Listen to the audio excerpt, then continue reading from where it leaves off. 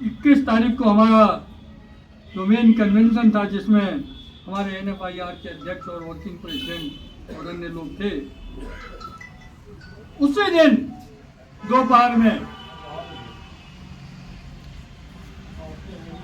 IR court का जो notification इन्होंने निकाला, उस नोटिफिकेशन में स्पष्ट कर दिया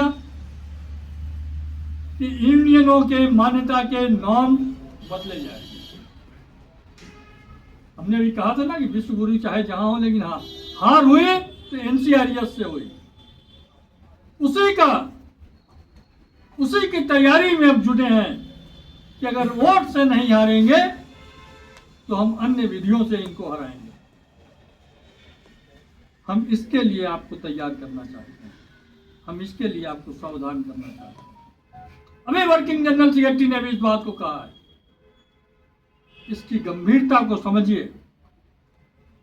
वो वेरिफिकेशन की बात कर रहे हैं, हम सुप्रीम कोर्ट के जजमेंट के अनुसार सीक्रेट बैलेट चुनाव की बात कर रहे हैं।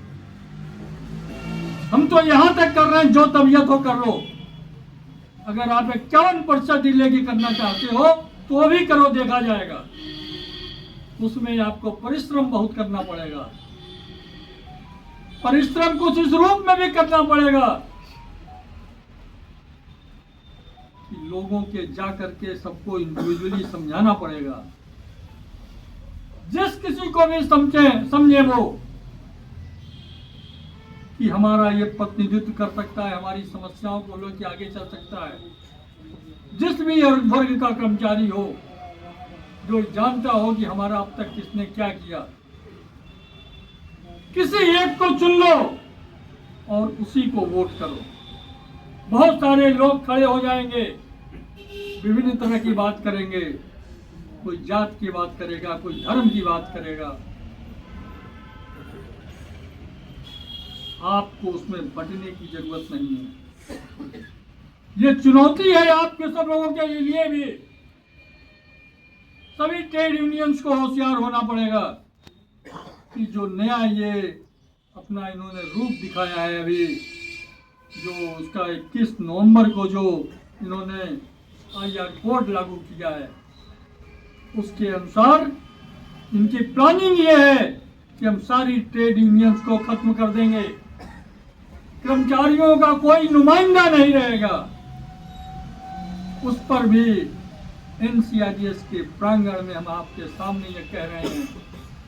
हम इन्हें भी इस बात की चुनौती देते हैं कि वेरिफिकेशन छोड़ो, अगर 51% पर ले जाना है तो आ जाओ उस पर भी चुनाव जब होना होगा देखा जाए।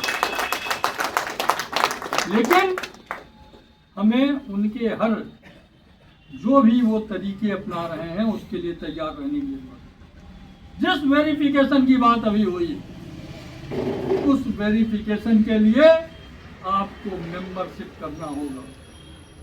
मेंबरशिप का आंकड़ा हर लोगों को अपने ही क्षेत्र में 70% तक पहुंचाना होगा। मेंबर ऐसे होने चाहिए जो सही हो।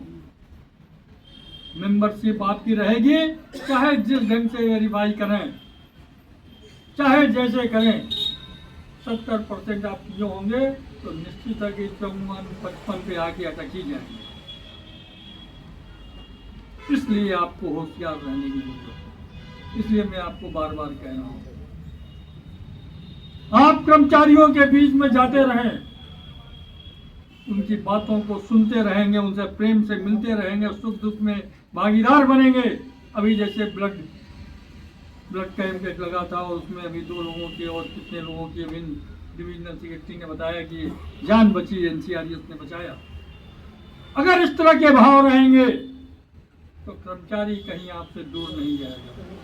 कर्मचारी तो केवल प्रेम चाहता है आपसे।